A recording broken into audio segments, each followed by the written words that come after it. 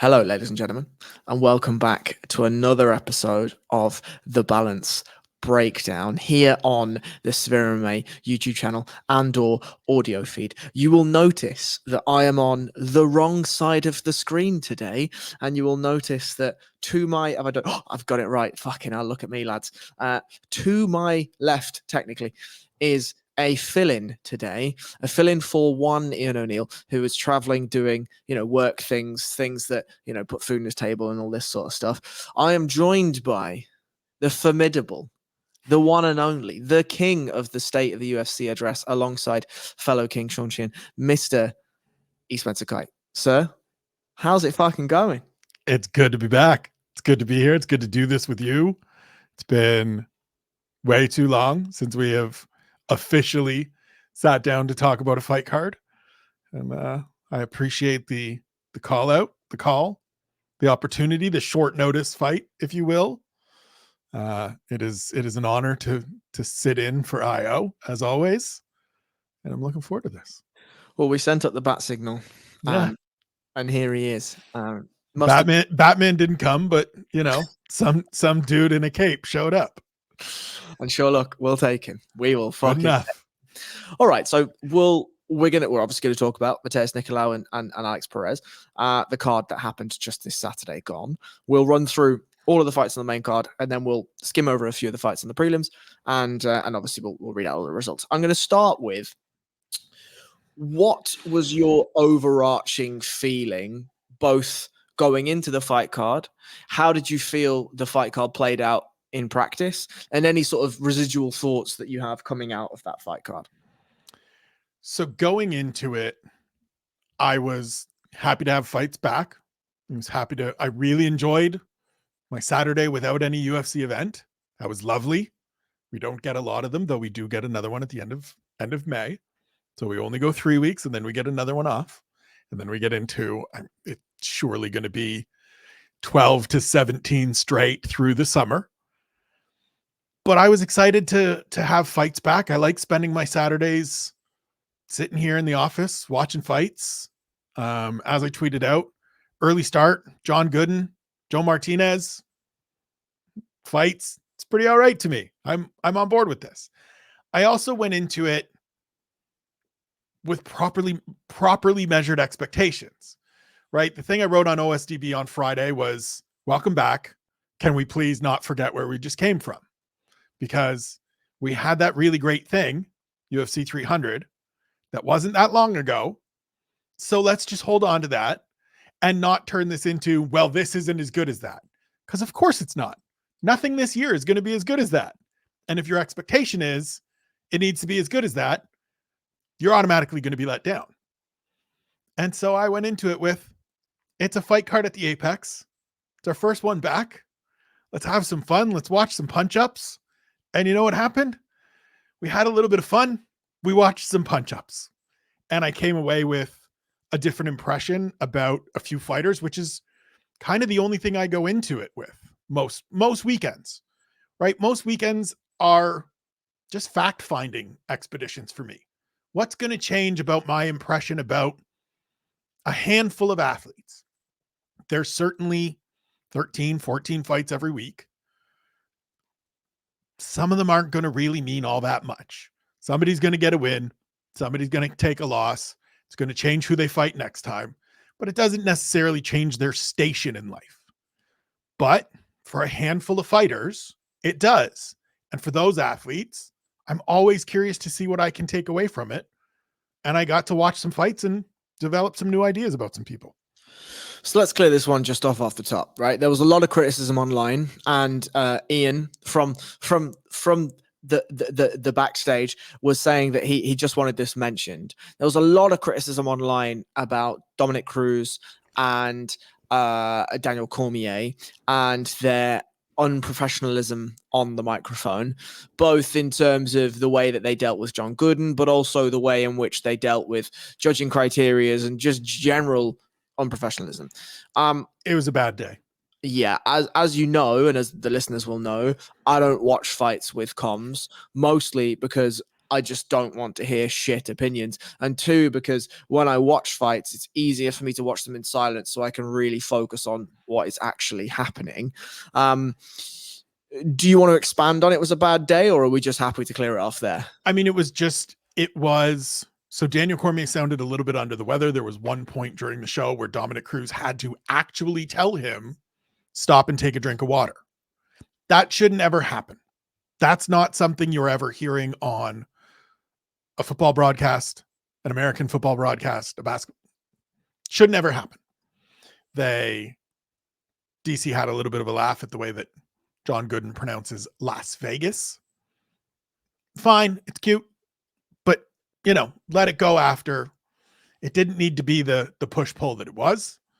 Dominic Cruz had a couple of his usual judging moments where he, can't help but get those digs in, referred to 3 tenured MMA judges as boxing judges.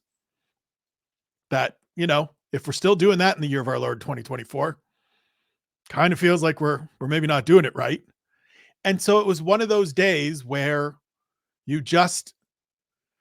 to me, the best broadcast teams amplify and add to. As Sean would say, they are additive. You shouldn't ever be a detraction. You shouldn't ever be a thing that I go, you just made this experience worse. And Saturday was one of those days where they made it worse. Not the whole way through, but in fits and starts, and enough times that you couldn't just go, they had a bad moment there. It was a bad night. Well, talking of bad nights and somebody who didn't have one was Alex Perez. He went out and looked pretty fucking fantastic against Matheus Nicolau. Alex Perez coming off just a horrendous schedule of pullouts and cancellations, just desperate to get a fight altogether. 5 fights since I think it was 2020 or something like that. It's been a tough old slog for Alex Perez. Goes out against rising star Matheus Nicolau, who he himself was riding a nice win streak, and just puts a bit of a beating on him. Thoughts immediately? I mean, looked outstanding, and instantly sort of twofold for me. One, reminded you how good this guy is and was. And I say was because we haven't really seen him, right? He works his way into the fight against Davison Figueiredo, November 2020, loses that fight quickly. He has one fight in there, and it's against Alexandre Pantoja, the current champion, and it lasts 96 seconds, and he gets blown out of the water. He has those myriad issues that you're mentioning where he and Matt Schnell were paired up 63 times. 63 times it fell apart for different reasons. He just couldn't make it into the cage. Finally gets out there in March and runs into Muhammad Mokaev. As you like to say, these things happen in MMA. Sometimes it doesn't go your way, especially when you fought once in the last 18 months, and then you're in there with this kid. And so it was a reminder to me of how good he previously was, how good he may still be.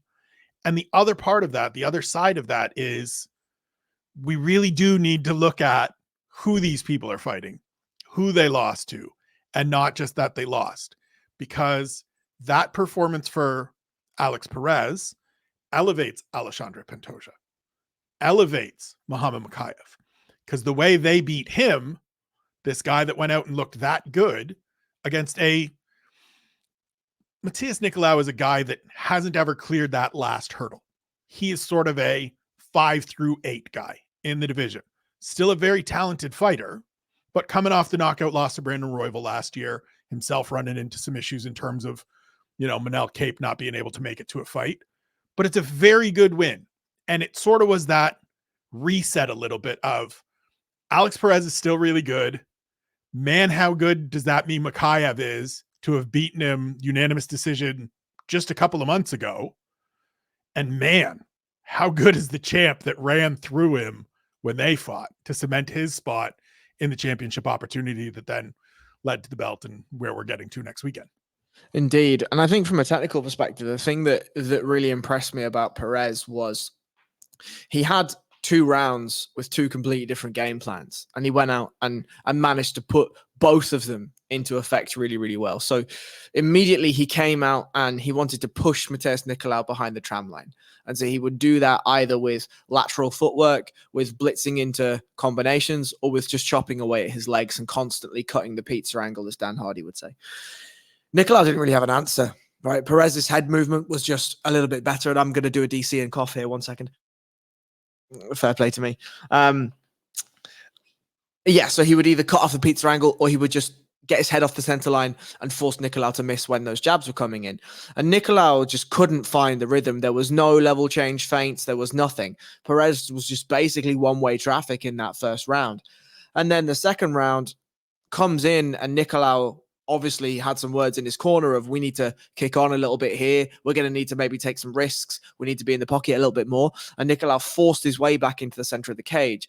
Perez in that moment said, that's fine. I know that I'm the quicker fighter. I know that I can keep my head off the center line much better. And I've been ripping to the body consistently in that first round. I've been finding my blitz movements through the pocket to force you back. And so I'm just going to basically do the same thing, just in a slightly tighter range. And Nicolau, again, didn't have any answers for it. And I think where Nicolau falls down maybe slightly is, and some of the reason why you mentioned that he's 5'8" is because he just doesn't have the power to really force somebody to have to respect him in the pocket. And, that's a big, big problem. And at flyweight, that's a problem generally. But Perez certainly seemed to have some of that thudding power where Nicolau had to respect some of those shots and take a reset or take a roll under or whatever it is.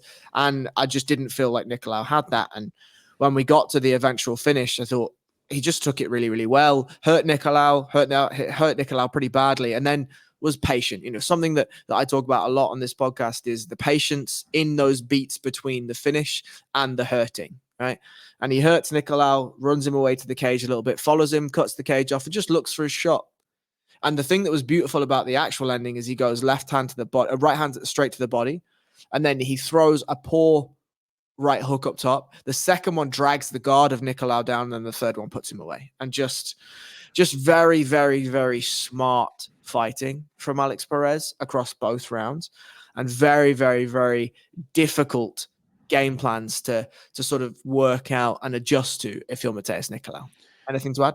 I felt that there was an urgency and a clear, defined focus to Alex Perez. And on the opposite side, that feels a little bit like a piece of what's missing with Matheus Nicolau. As you said, he doesn't have the power to necessarily force you back. He doesn't have the one demonstratively outstanding skill where you're like, I got to be worried about this. So when you are a generalist to that level, the things you have to weaponize and the things you have to use are stuff like pressure, are stuff like pace, are things like urgency. And when you're just happy to go out there and paw and look and not throw volume, it's going to limit you. And then you get Alex Perez that comes in and says, as you said, I'm going to do this thing and I'm going to see what it gets me. And I'm going to do it from second one until the horn goes. I'm going to take all of that information. I'm going to adapt to what you bring and we're going to go again. And it's direct and it's quick and it's intentional. There's an intent to it. There's a, I'm going to make this happen instead of, well, I'm going to let the fight play and see what comes. He went out and took that fight to Matheus Nicolau from the outset. And from the very beginning of the fight, I sat here going, this is a different Alex Perez than we've seen. This is the guy we saw that worked his way to a championship opportunity, chopping the legs out from under Jussier Formiga. It's nice to have that guy back because that guy becomes super interesting again. In that, again, currently probably 4, 5 to 7 range in the division, but has that room where you go, if he's healthy and he's sharp and he can compete regularly, it's another guy that can be a factor here. One liner. Who's Alex Perez's next opponent? Kai Kara France when he's healthy. Yeah, I'm down for that. I am down. Guys that aren't quite in the title picture yet, but it'll be a fun little banger. Stick that when they go, if we can get that in September, when they go to Perth, Kai's healthy, Alex can hang out. I'm in. figures some stuff out at the top of the division. Let's go. All right, co-main event. Bogdan Guskov, aka Mr. Can't Defend a Takedown, and Ryan Spann, lowest fight IQ in the light heavyweight division. I mean, you just said it. You just said it. Yeah, what do we even say? Like, Bogdan looks fine on the feet, I thought. Has some nice combinations, has some nice angles. Isn't the quickest guy, isn't the most athletic guy, has a bit of thudding power for sure. Ryan Spann is just the most frustrating fighter to watch, in that there are so many attributes that mean that he should be a far, far, far superior fighter than he actually is. I know he talks pre-fight week that he felt as though he was holding himself back in a lot of aspects, and he's made a lot of changes in his life. It feels as though the changes outside may well come to fruition later on in his career, but it's likely that he's made those changes a little too late in his career. Do you have any notes on the technical aspects of the fight? Technical wise, I mean, it's going to be interesting to see just how much Bogdan Guskov can take, because he took some big old shots from Ryan Spann, who we know has a lot of power. And not only was there not a step backwards or a stumble, he just kept coming forward, which, you know, you and I talk all the time offline about we don't really want to be advocating for toughness, because it just means you can take a beating, and we don't really want guys that are just in there getting pounded on for round after round. But when you can take a shot like that in a division where power is a big differentiating point, that's a thing that can help. The Ryan Spann thing, to me, he has always been somebody that I've written about, talked about, and said, look, if he ever puts it all together, all the elements are there. If you were building a fighter on UFC 5 to fight in the light heavyweight division, you sure could do worse than starting with Ryan Spann's frame, his reach, his length, the jiu-jitsu skills, the power, ambidextrous, like good with both hands. But when you build out all of those traits, there's no more points left to fill up the fight IQ. And that's the piece that's missing. And so he just is that guy. And yep, he said all the right things going in, but they're things that we've been talking about for 3 years, right? I've known Saif Saud and talked to Saif about Ryan for a number of years. And he was making long trips from his home in Texas up to the gym in Dallas. And sometimes he was working hard. Ryan talked about it himself, right? This isn't, telling tales out of school. Ryan talked about it himself, wasn't in the gym as much as he should be, wasn't doing all. Okay. But it might be, like you said, too little, too late. And at the end of the day, you can make all the right choices in the gym, but if it doesn't translate over, it's not going to do anything. And we saw that on Saturday. The result was the same. He could have done everything 100% right all the way up to Saturday evening. But when he came through the doors, the same mistakes, the same struggles presented themselves. And Bogdan Guskov was like, cool, I'm going to punch you in the face. Simple as that. Yeah, the most frustrating part of the fight for me, or one of the most frustrating parts of the fight, and then we'll move on, is he had Guskov belly down back mount, and just looked at him, looked at the back of his head. What are we doing? Like, what? Got to be able to finish there.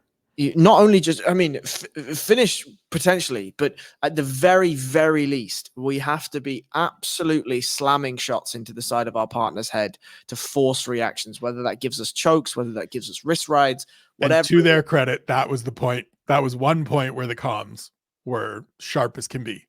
You get him here, you have got to do stuff. You have got to go. Guskov's next opponent. I mean, he gets a top 15 guy, right? It has to be. Ryan Spann was already ranked. He's now on 2 straight wins. He's already fought Volkan Ozdemir. I mean, Alonzo Menafield and Carlos Alberg are fighting in St. Louis in 2 weeks. I'd do the winner of that for sure. Winner of that. Timelines line up. It's another one of those like big muscle boys throwing hammers that are outside of the mix right now. But if we keep progressing along, I could see that. Yep. Or if you want to go bigger, what's Johnny Walker up to? No, impossible. Absolutely fucking impossible. No, I like Goldberg versus Guskov. I know Goldberg has to go and win that fight, right? But I like Goldberg Guskov. That's an interesting matchup. Karine Silva versus Ariane, previously Lipski, now De Silva. I wrote in my notes, this may be the first time the teleprompter or the broadcast has ever gotten a name wrong that I have seen. And then I looked on the shorts and it said De Silva, and I was like, oh, she must be married. So it was a weird fight to me. I'll just set up sort of my thoughts on it. Guard pulling in MMA. What are we doing? 50-50 heel hooks in MMA. What the fuck are we doing? Just rubber guard in MMA. Fucking Jesus Christ. God, I miss doing these with you. I couldn't tell you what was going on. Like, I just fucking couldn't tell you. I thought Karine Silva looks big for the division. Relatively slow, relatively rudimentary on the feet, nice leg kicks, nice teeps to the body. But when she got to the grappling, it was just really, really, really clean work. Stole her takedowns from Renzo Gracie, where she has a back body lock, finds a hip on either side, right or left, and then laces that primary hook in and takes a hook at the back hamstring and drags her partner down from there. Nice use of the truck hook when she was on the back. Some really nice passing. Really loved the north-south pass in the first round, shelving the head at the end. Beautiful stuff. And I just like the sort of tenacity and the willingness to keep moving. Obviously, there's going to be some work to do here in the stand-up, and there's going to be some work to do in the cardio realms as well. But I was overarchingly, I was very impressed with her from a technical perspective on the ground. I also liked, I think it was the second round, possibly the third round, when she dragged Lipski down with the back body lock, Renzo Gracie takedown, whatever, and Lipski had managed to work herself back up to a reset sort of open guard situation. And as she was getting up, Karine Silva almost allowed her back up in towards the cage, and then threw a really nice body kick as she was going up, and then dived right back on the body lock. So like there is elements of that performance that show me that she's linking the bits together, right? Linking bits of the striking together with the grappling. But she is far happier striking from dominant positions on the ground than she is striking up top. It feels like that very much the grappler style of striking, which is I'm going to throw a fuck ton of kicks because I don't care if you take me down. I'm just going to sweep you, or I'm just going to be able to reverse this situation as we're in this scramble for the bottom position. And obviously, as she climbs up the rankings, she's going to need more of that. And for Ariane De Silva, I mean, this is just the kryptonite to her game. You know what I mean? Like it really is kryptonite. What do we got? Karine Silva is, I agree with all the points you've made. I would like to see just a little bit more. I would like to see a little bit more on the ground, because to me, that's her secret weapon right now. That not even her secret weapon, right? That's her superpower in this division. That's her ocean and she is the shark, or whatever. You look at everybody in this division, and yes, Erin Blanchfield is a Brazilian Jiu-Jitsu black belt. I mean, that's, nobody is really going out there and saying, here's what we're going to do, and being able to take it there most of the time. So you have that advantage. Give me a little bit more time cooking some of these positions, finding something, as opposed to what we've seen from her thus far, which is I get to a spot and then I dive on something because I've got to be attacking. Patience, settle in, land some short elbows, do some damage, get some offense off, create those opportunities, as you always like to talk about. Start presenting the dilemmas. Okay, I'm here. You need to try to get up. When you do that, I'm going to do this, or I'm going to do that. And make sure that they're both wins for you. Don't give people opportunities by diving back on ankles. So we end up in 50-50, where chances are, and I know she caught Ketlin Souza in one before, but like, chances are you're not grabbing and catching another knee bar. Chances are you're not getting a heel hook. It's just, you're not getting a straight ankle lock. Those things aren't happening in MMA. So use that. Like that north-south was great. Stay in that spot for a minute. You could see that Ariane De Silva was like, fuck am I doing here? This is a spot we never get to. I'm not 100% sure what to do. So I'm just going to stay close and kind of try to work out what I can, stay there, Keep that pressure. Keep that presenting the problem. I think she used it to move into mount. Beautiful. Get to mount. Great. Hips down, shoulders down, pressure down, some elbows. See what she gives you. Look for a head and arm. Look for her to give up her back. You don't have to be going for knee bars. Like, just commit. Pantoja fights on Saturday. He is king of, I'm going to get to my spot and I'm just going to stay here and hang out until you force me to do otherwise. Now he needs to do a little bit more offensively. Learn from him. It's the thing you're better than everybody else in the division at. Play to that strength as much as you can, because she's already 4-0 in the UFC. She's going to get another big opportunity here after this win. Lean into what you're best at. Play to those strengths and keep cooking people. One-liner, who's next?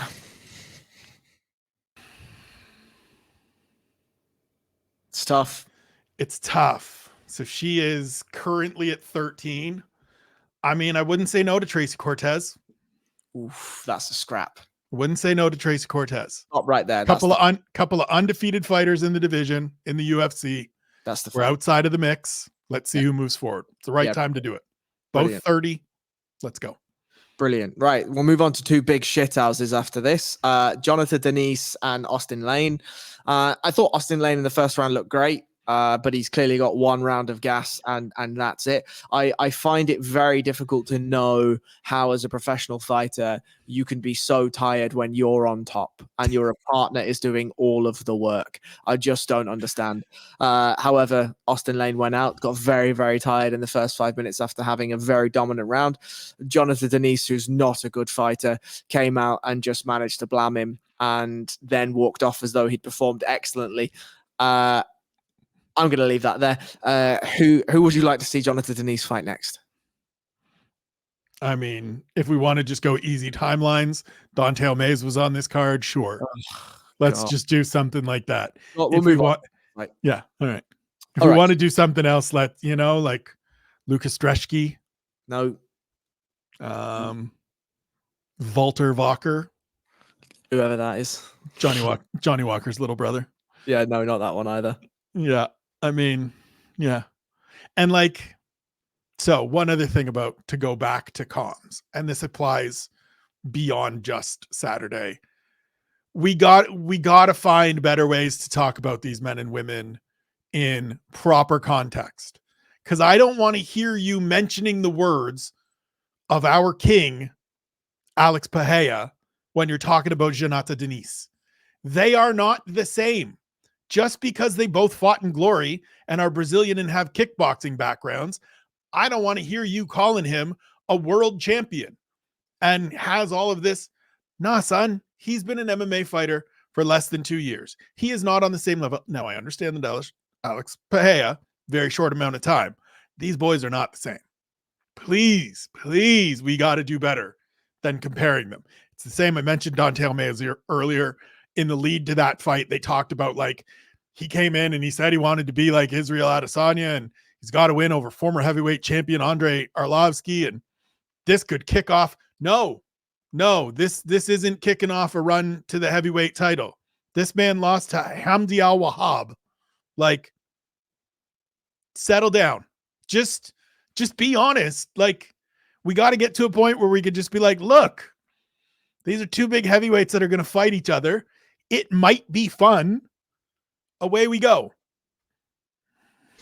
We got to do better. Away we go to David Onama. Away we go. I'm gonna just leave this to you, and then I'm gonna give my thoughts secondarily. Okay. David Onama, Jonathan Pearce. What did you think? I thought it was a maddening fight. I think David Onama. Yes, David Onama is somebody that I have been high on since his promotional debut, which came on short notice up a division against Mason Jones, where he looked good against the former 2-division Cage Warriors champion. He has looked good in spots since moving to featherweight. He missed weight for this one. He's had some issues with conditioning, I would say. The Nate Landwehr fight looked very tired. It was a very sloppy back and forth exhaustion battle. He had some good moments here, certainly, and got the win rightfully. Partially, I will say, because to your Austin Lane question, I will pose that same question about Jonathan Pierce as a 45 whose game is predicated on wrestling. How do you have one round of wrestling in you, even though, and get reversed a bunch of times, even though, like, listen, David Onama is a good athlete himself, presents a lot of challenges, but like, this was one of those fights where I went into it thinking this is going to tell me a lot about where each of these guys are in terms of potential elevation. And instead I came away being like, I might be too high on both of them. I might be a little bit too in on both. Like, Jonathan Pierce may not be as good as he showed during that 5-fight winning streak, because he's now on 2 straight losses. The first being when he talked shit at Joe Anderson Brito, and Brito was like, cool, here's a ninja choke. And David Onama might be a guy that's in some fun fights and has a little bit of power. And if he connects, it's great. It looks like the Gabriel Santos fight last time out. But if not, it looks like this, where he missed weight and he did enough to win, and it was close, but it's just going to be a bunch of close fights outside of the top 15. So to me, I think this fight can be summed up by Aljamain Sterling's tweet during the broadcast, which was, these are fun grappling exchanges, but so many mistakes by both of them. 100%. And David Onama won this fight by and large because he was a far superior athlete. Absolutely. The amount of times he had his back taken and was able to just rotate his hips straight through to top close guard was unbelievable. Absolutely unbelievable. There were a couple of things that both grapplers did that I took some little screenshots of, and I want to talk about. The first one is, there was a really beautiful moment where David Onama was looking at a standing front headlock. So he wasn't really threatening a guillotine. It was more like a standing front headlock. And Jonathan Pierce went to throw an overhand right. And David Onama used the guillotine and the front headlock to hit a slide by. Now, he didn't actually capitalize on the slide by. He could have got back body lock, could have got foot sweeps, whatever it is. But just the knowledge of that situation and the presentation of that slide by, and to turn it into a slide by, was really lovely. But the thing that I was really impressed with was Jonathan Pierce. One of the opportunities where David Onama had slid his shoulders and head back to the mat. Generally, what you're taught in those positions is either come up to the mount or to take a long hook and a short hook and look to retake the back with gift wraps and these sorts of things. But David Onama had splayed his right arm over the chest of Jonathan Pierce. And what Pierce decided to do was take his own underhook back, like a reverse underhook, swam his left arm in and fed it all the way through to the far trap of David Onama. So one, he had cross-body control again, and he had a single hook still inside. And so as David Onama started to build back up, Pierce was able to ride it, keep the hips controlled, and retake the back. And I thought that was really, really, really, really smart grappling. And I've not seen that specific back retention before. But yeah, not good stuff. Not good stuff by either of them. I think you summed it up beautifully when you said, I think I'm too high on both of them. I think David Onama has room to grow. He's 29 years old. You know, he's 14 fights in, and this, I think, was his 6th in the UFC. So like, it's hard. It's difficult to learn and grow at this level. And he's had, obviously, the gym switch. He was at whatever it used to be called, Grindhouse Glory MMA and Fitness in Missouri with James Krause, is now at Factory X. So he's had that upheaval. The guy that was his mentor for the longest time is now no longer there, and he's had to reassess with a great team, seems to be fitting in great. Love Mark Montoya, love the crew that is surrounding him. So there's still room, because I think your point about winning because he's the athlete is absolutely correct. And you can take an athlete like that and build them into a better version of a fighter. You can't take somebody that is a fighter and turn them into a better athlete necessarily. Not to the same level. Not to the same level, right? Which is, again, to their credit, something that Comms talked about throughout the night. Have you got a name for David Onama? You know, I think I want to go just like not even a step up, maybe just a step sideways, but like Kyle Nelson on a couple good wins. Coming off a good, fight for David. like give him a vet, get a little test. Somebody in that range, a Kyle Nelson. You know, he's sort of in that spot where a guy like Nate Landwehr makes a lot of sense, but he's already fought Nate. I have a name. And so, okay. Now, it's not going to be this because he's already booked and whatever, but the name I would have liked to have seen is Nathaniel Wood. Yeah. Charles Jourdain. Ooh, yeah, all right, give me that. Yeah, all right, give me that. Yeah, I'll take that. Charles Jourdain, great fight. Somebody with a little more experience, coming off a loss, but is going to present some issues, going to present some challenges. But Onama should have a bunch of advantages as well, size-wise, athlete-wise. I'd be in on that. All right, we're going to round out the main card here, and then we're going to very quickly breeze through these prelims. Uros Medic decimates Tim Means in one fail uppercut. Tim Means started well, started fast, tried to do the Tim Means thing where he grinds his way through these sorts of positions and exhausts his opponent up against the cage. Medic did very, very well, reversed a couple of those positions, came out off into center cage, had faked a couple of jabs, faked the final jab with a beautiful uppercut that just completely decimates Tim Means, leaves him in a crumple on the floor. Do we have any specific thoughts about this matchup? It felt to me that this was going to be the only outcome, and this was the only outcome. I mean, this felt to me like the perfect way to kick off the main card. Two guys that are going to come out here and, in theory, get into this kind of fight. Now, I know Tim Means has really committed to his wrestling lately. He's a wrestling coach now, as they talked about on the broadcast, so he wants to sort of showcase that part of his game a little more. But like, it's Tim Means. You're going to get dragged into something dirty, and this is what's going to happen. You're also 40 now. This is kind of what always felt like it was going to happen. And Uros Medic is just a dude that, you know, live by the sword, die by the sword. Sometimes when you play with fire, you get burned, as happened last time, right? Rolled into a fight, short notice change. Oral By choked him out. It was what it was. But he's going to be a fun dude to watch every single time he's out there.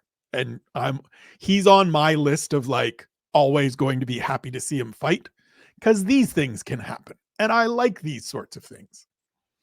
Indeed. Do we have a name for Mr. Medic at 170? So I was going to say Gilbert Urbina, but Gilbert Urbina got booked against Mike Malott, which feels like a very weird fight. So Ramiz Brahima and Temba Garimbo fight in a couple of weeks. Fine. Same timeline. Guys with limited fights in the division. Let's just keep it on this level. Whoever wins that one is then on 2 wins in a row, or 3 if it's Garimbo, I think, and away we go.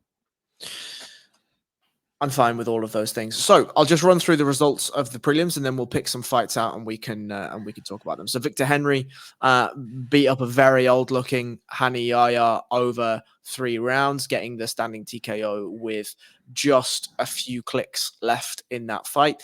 Austin Hubbard and Michael Figlak had a close fight. Hubbard won that one. Dontel Mays and Kaya Machado did big meaty men things, doing big meaty men. Ketlin Souza beats Marnik Mann. Chris Padilla, very, very, very late notice call up, gets the win over James Lontop in a first round rear naked choke, and looked very interesting doing so. We'll talk about that one. Ivana Petrovic beat Nali Yang. I don't know how it took her 3 rounds, as Nali Yang has 4.5 minutes of cardio, but here we are. She gets the finish eventually. Fair play to her. And then Masha Tate and Gabriel Benitez went to fucking war in the very, very opener, and a very, very, very close fight. So let's start with, let's start this up. We'll go Victor Henry, Hani Yahya. What did you think of that fight specifically? So I'm a Victor Henry guy. I have always liked Victor Henry. He's someone, and this is like shout out credit to EKC Layden from MMA Fighting, who years ago put together a great video profile on Victor when he was still just, you know, roaming the world, fighting whoever he could, have fist, will fight. Happy to see him in the UFC. He, to me, and I tweeted this out after his win, He, to me, is another one of these quintessential veteran guys that every division needs. He is well-rounded. He always turns up in shape. He always turns up ready to go. They talked about it in the broadcast, DC. One of the very good points that he made, they were talking about it from a pro wrestling standpoint of, even if I put you over, even if you get over on me, which means to beat him, you're going to feel it. You're going to come away and you're going to have earned it. You want to give me 30 guys like that in a division? I'm in. Because every time he's on the card, I'm looking forward to it, right? Last fight was Javid Basharat. That was a test. I wanted to see it. It went the way it went. Fine, whatever. This is the kind of guy I need. And so to see him go out and have success at this level, I'm all the way here for it all the time. I think you're right that Hani Yahya looked old, probably very near the end. He is a specialist somehow still around in an age when specialists don't exist. Or if you are a specialist, you're a young, super athletic specialist. He is neither of those things. And so it went the way it went. But happy for Victor. Good win. Perfect guy to have in that second 15 at bantamweight. I'm going to move on to Austin Hubbard and Michael Figlak. I thought this was a close fight, frankly. I thought Figlak looked far more comfortable in that cage, in that octagon this time. He had spurts and moments. I thought the takedown defense looked decent. The get-up game looked decent. Some of the reversals looked decent. I liked some of the elbows on the break. I thought his low kicks were good. I thought his variety was good. Some of his cage cutting was good. Austin Hubbard is just a bit of a dog, you know, and he can do a bit of everything and he can mix it up, and he's got really, really, really strong cardio, and the jab was nice and he was constantly touching Michael Figlak. Personally, I scored the fight.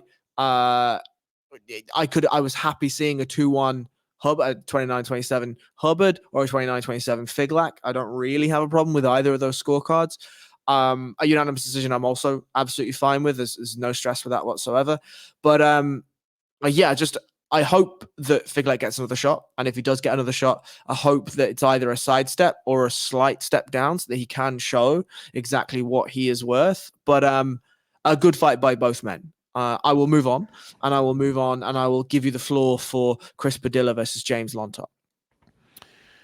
So Chris Padilla is one of those guys that has just been around. He's been on the regional circuit. He had some good runs, then had some bad losses and a bad stretch. And he put together a nice little run to get this sort of late notice opportunity. He's one of those fighters that most people that watched this event going in were like, how does a guy with this many losses, that is this old, that has done this, that, the other, get to this point? Well, sometimes you're just in the right place at the right time. And he was in the right place at the right time to get the call. And then in the fight, he was in the right place at the right time because he was on the brink of getting finished, got that gum shield knocked out of his mouth. And then Jaimes Yontop made some mistakes. And Chris Padilla was like, cool, I'm going to take your neck.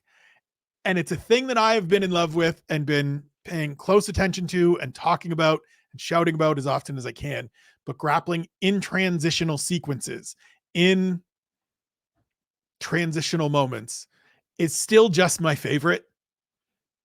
We spent so many years where it always felt, and you can speak to this greater than I, as you are the practitioner and I am the observer. We spent so many years where it was always procedural, step by step. You do X, then you do Y, then you do Z. Now we're getting some instances where guys are going, instead of going X, Y, Z, if you're going to give me an opportunity to do Z, I'm going to do Z, and then I'll worry about X and Y. So he was on that neck before he had hooks, before he had the back even, and then went, I'll settle myself while I'm here, and you'll go to sleep. Beautiful. Love it. Happy to see it for him. You could see the genuine emotion. As much as I understand the, like, how is this guy, right? Everything is always, how is this guy here? And person of the moment X is not. So how is this guy here? And Paul Hughes is not.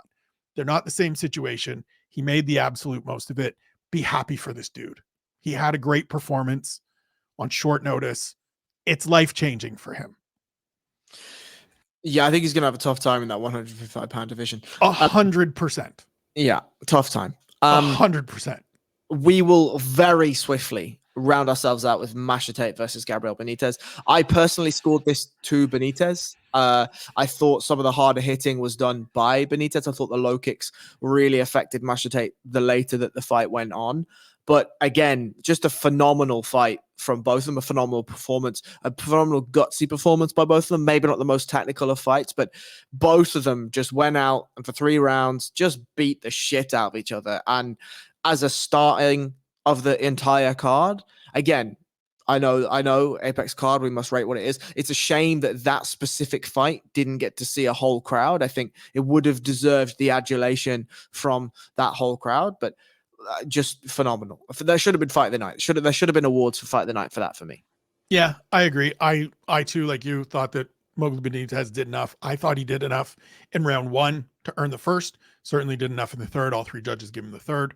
To me, Mowgli is another one of those like great veteran presences. He's towards the tail end of his career, but he's perfect for a fight like this where you stick him in against a 24-year-old that doesn't have a ton of experience yet, and you go, let's see what you got, kid.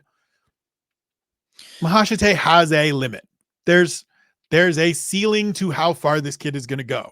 Now, to his credit, he's taken shots a little better because we've seen him get tuned up a couple of times. He's taken some shots better. He's building a little bit more defensive fundamentals in. He's building a little bit better. He can certainly throw and land and mix things up. He landed some good leg kicks. He landed some good body kicks. But there's still just, again, it's the lightweight division. There's a ceiling. There's a limit to how far he's going to go, but he's going to be in some entertaining fights for a while. And I'm always into entertaining fights. Absolutely. Well, on the topic of entertaining, that is our finish to the entertainment of this podcast. Please, for the people that live under a rock and don't know where to find you, please shout out all the socials. Please shout out the OSDB. Please shout out the UFC.com. Please shout out the Fighters Only. Tell everyone where they can find all of your work, sir. I mean, the easiest thing to do is follow me on X or Instagram at Spencer Kite. I try to send out and promote everything that I do as often as I can. As Harry said, UFC.com, Fighters Only, Sportsnet, OSDB Sports, and happy to be here this week with you. A pleasure, sir. And thank you to everyone for listening. You can follow me if you really want at BJJ_Harry Powell. Tune in later in the week for maybe a surprise guest for the severe setup for UFC 301. It might be the gentleman sat next to me, but we wish Ian a very safe week away. We miss him. We love him. Thank you to everyone for listening. We really appreciate you. Until next time, goodbye now.